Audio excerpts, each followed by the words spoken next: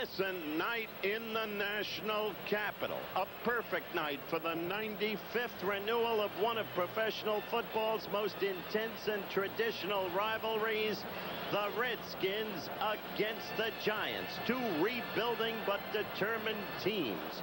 What a history between them. Right there. It was November 29th, 1959. It was Yankee Stadium. And a youngster wearing number 16, Frank Gifford, pouring through the Washington defense for 79 of his 159 yards that day.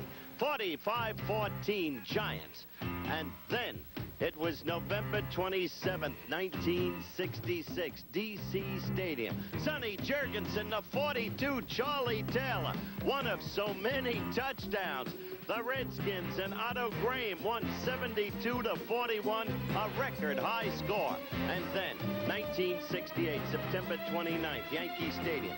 Another once young man, Sir Francis Tarkenton, throwing to Homer Jones. And the Giants, 48, Washington, 21. Then, October 29th, 1972, Yankee Stadium. The indomitable Larry Brown, 191 yards rushing. Washington won that day. Now, Monday Night Football in the national capital. A capacity crowd on hand. A special occasion. The Giants against the Redskins. 20 seconds to air. Stand by, all cameras. Ready. Stand by in videotape. Ready. Stand by slow-mo. Ready. Stand by to open your mics on the field. Ready. Stand by in graphics. Ready with your opening super. Ready. Stand by the announcers in the booth, please. And roll tape. 3, 2, 1. Take tape.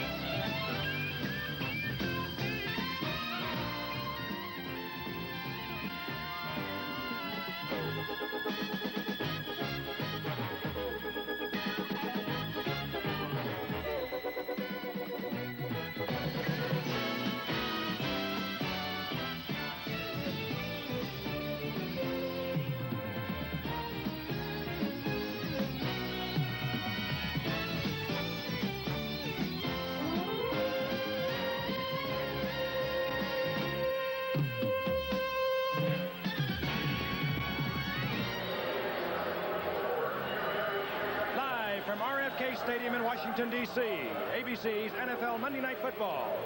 The New York Giants against the Washington Redskins. This ABC Sports exclusive is brought to you by the Miller Brewing Company, brewers of Miller High Life. If you've got the time, we've got the beer. And by Datsun, who invites you to test price the luxurious 280ZX. It costs less than you think and gives you more. Now at your Datsun dealer. Hello again, everyone, and it's good to have you with us. We told you the truth. Two rebuilding teams, but with an intense and traditional rivalry, so we look for a good, tough, close football game tonight. Each team in its rebuilding feeling the presence of the Miami Dolphin influence. George Allen left here, and in came a fellow named Bobby Beathard, one of the shrewdest personnel evaluators in all of football. He's the general manager. He played a major part with Don Shula in building those Super Bowl teams in Miami in the young 70s.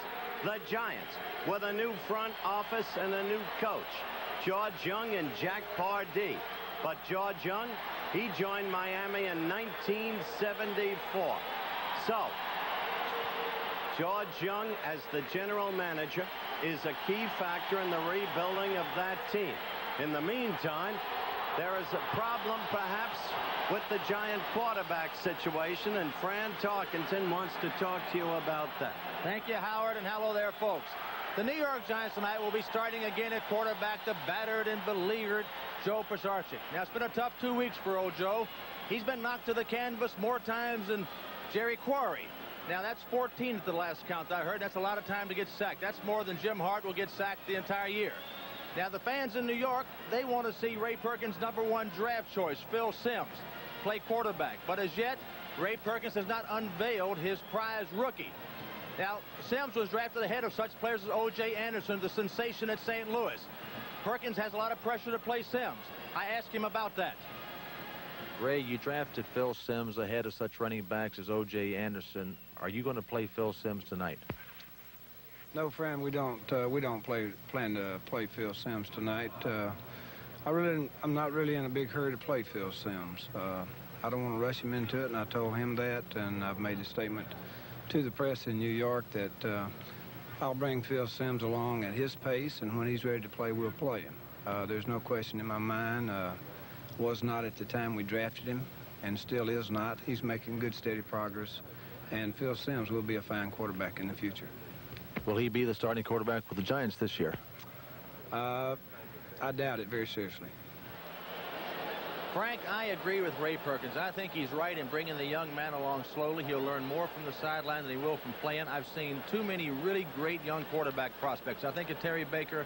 I think of Randy Johnson in Atlanta, ruined because they got into a bad football situation with a bad football team early and got destroyed. I think he's absolutely right, and he thinks this young man's going to be a great quarterback. I think Phil Simms agrees with him, too, if he's been watching the pounding Pisarci's taken over the first 2 games. The Redskins, Joe Theismann is their leader, and no longer is the specter of Billy Kilmer looking over his shoulder, the great Billy Kilmer. Joe Theismann is the recognized leader. Not the best arm in all of football. He's clever. He can get it done. He can scramble if he has to. He likes to get the big play on first down. He likes to give it to John Riggins. John Riggins, over the years, gained a couple of 1,000 yards, a couple of seasons with 1,000 yards. Big man, he looked good against Detroit. The Redskins, well, they're in the slate of change, but for the geriatric set, there's still some of the oldsters around. Coy Bacon's there, Dyer and Talbert, Kenny Houston. It should be a great game, and we'll be right back. Isn't it a beauty? Being brought to you by Metropolitan. Metropolitan really stands by you with insurance for your life, health, auto, home, and retirement. Now let's turn our attention to yesterday's NFL highlights featuring the 6 remaining unbeaten teams in the NFL. Game number 1, Lambeau Field, Green Bay. The Buccaneers of Tampa Bay against the Pack. And what a defense shown by the Bucs. Leroy Selman, number 63, dominant throughout the day. He displays it right there. And then number 57, David Lewis, caused 3 fumbles on the day. That one picked up by Leroy Selman. He was ubiquitous throughout the day. Now let's go to the action. It was the second quarter. Green Bay leading 3-0. 1st and 10 for Tampa Bay on the Pack 40. Number 43, the rookie from Arkansas, Jerry Eckwood, running left. All the way downfield, 40 yards, touchdown, 99 yards, and 23 rushes on the day. Tampa Bay took a 7-3 lead in the 3rd quarter. They were leading 14-3. 2nd and 3 at the Green Bay 19. 42, Ricky Bell running right, touchdown. Tampa Bay still unbeaten. They're for real, 21-10 over the Pack. Cleveland Stadium, Cleveland, Ohio. A suddenly tough Baltimore team going against the Browns, unbeaten. 3rd quarter action. Baltimore leading 10-3. Cleveland ball, 3rd and 10. The Baltimore 35. Brian Sipe, number 17, throwing to big Dave Logan in the end zone, the man who killed the Jets in the opening game of the season. So Cleveland tied it at 10 in the 4th quarter. It was still at 10. 3rd and 13 for Cleveland on their own 10. Brian Sipe to Ozzie Newsome, the tight end, Alabama. Runs the 40 in 4.8. He's the fastest 4.8 man in football. All the way downfield to the Colt 10. And now, with just a minute 51 remaining, Don Cockcroft does it again. The Cleveland Browns with another thrilling victory. 3 in a row, 13-10. They play Dallas next Monday night. As for the Cowboys, they're at home against the tough Chicago Bears. And we pick up with action in the 3rd quarter. Dallas leading 10-7. 83, Golden Richards involved in one of the game's biggest plays, the former Cowboy. Evans, Vince Evans from USC, hits Golden Richards all alone. Dallas defensive breakdown. The Bears conversion fell. The Bears led 13-10. And then in the 3rd quarter, that was the score. Dallas ball, 2nd and 6 at the Chicago 11. Roger Staubach to the ever-present Billy Joe Dupree. And so Dallas recaptures the lead, 17-13. In the 4th quarter, Chicago's ball, 2nd and 8 from their own 36. Vince Evans to the refugee from the World Football League, James Scott. Touchdown, Chicago led 20-17. But this Dallas team is so resilient. 2 minutes left in the game. Dallas ball, 1st and 10 at the Chicago 22. Roger Staubach sets up a screen left to Tony Hill. And the action begins when he gets the foot the Vikes. And surprisingly, the Vikes had a 9-0 lead in the second quarter. Miami ball, 17 seconds left. Second and goal at the Vikes 3. Delvin Williams, number 24, going in from the right side. That made it 9-7 at the half. In the fourth quarter, Miami with a 1-point edge, 13-12. Miami ball, 3rd and 8 at their own 44. The injured Greasy sideline. Don Strock in there, throws deep to number 82, Duriel Harris. That brought it to the Vikings 6. Just 2 plays later, second and goal. 10 yards out. Strock to number 81, the kid from Penn State, Jimmy Cephalo. Miami went on to win it 27-12.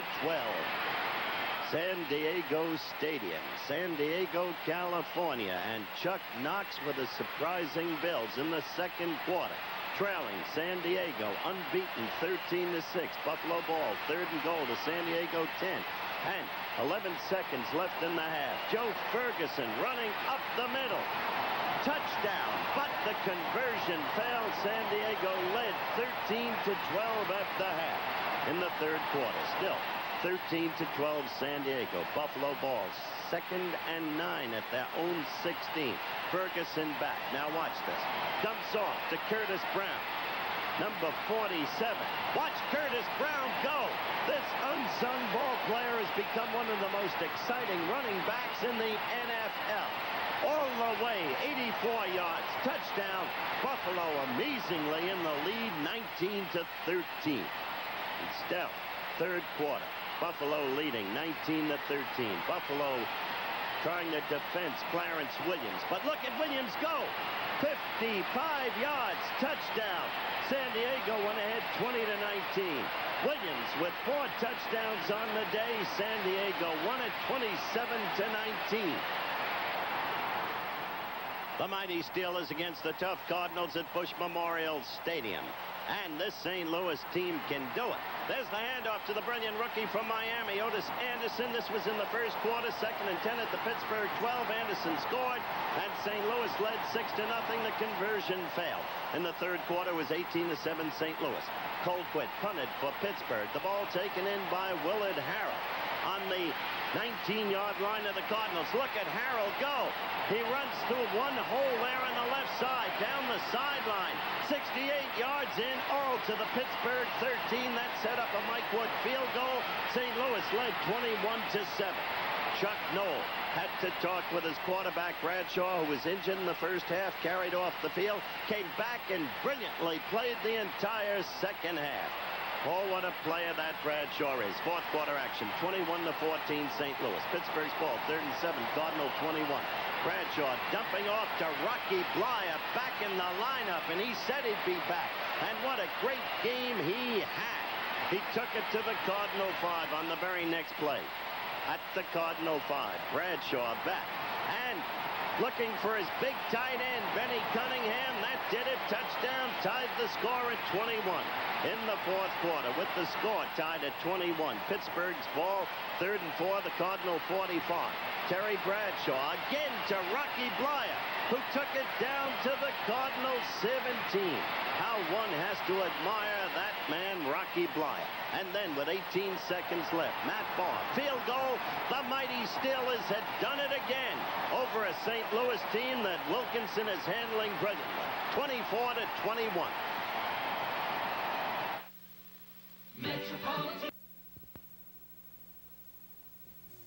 That the Redskins were in this situation. The Giants sent in a 5th defensive back and took out a linebacker, Harry Carson. They're doing it again here. Now, Joe Walton, who's calling the plays for the Redskins from the sideline, the offensive coordinator, ran a trap play, a run, to counteract that. Isn't it the fortune of football? Walton, an ex-Giant great, calling plays for the Redskins against his former teammates. Number 80. Little fella, what a great tight end. What a block. On the pass down, the tight end Fugit is in. Theismann looks for him. Now he goes deep, intended for Clarence Harmon. He's in a running battle with Ray Rhodes, picked off. Ray Rhodes used to be a wide receiver himself, turned into a pretty good defensive back for the Giants. He has the football inside the 15, and we'll be back.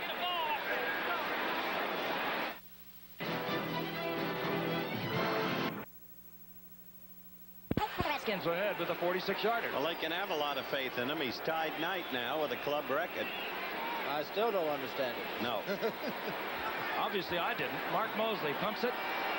This will be Tony Green, who was wearing Redskin colors a year ago.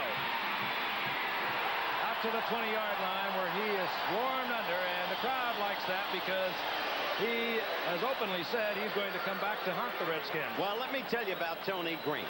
Last year was Bethart's first year. His first choice in the draft was in the 6th round, a legacy of George Allen. There's Tony. And he knew Tony Green from Florida. And Tony was a brilliant kick runner, made the Pro Bowl. But midway in the season, he got racked up. This year, in training with the Redskins, he did nothing. Beathard felt that he had lost his cool, his daring, his adventuresomeness, and so he let him go. 1st and 10, the ball from the 20, and this is Doug Coder. Gets in trouble outside. Flag is down, and Coder is down inside his 15-yard line. It was Carl Lorch who is having a field day over there. It's going to be either holding, Frank, or clipping. It could be either one at that position he threw it. Anyway, it's going to be half the distance, either penalty that it is. Told you other guys would be in on the pass rush against this offensive line. Holding offense number 74, decline a penalty. I don't understand that either. Tom Neville holding, penalty declined. Frank, you know, it's an interesting point. I see this done a lot. When you got a major penalty at that part of the field, I think you really put an offense in the hole by taking them inside of that 10-yard line. They don't want to take any gambles, especially this football team that's having offensive problems. They want to stay basic and conservative, and you really put them in the hole if you take that penalty. There was a loss of 4. It'll be 2nd down, 14.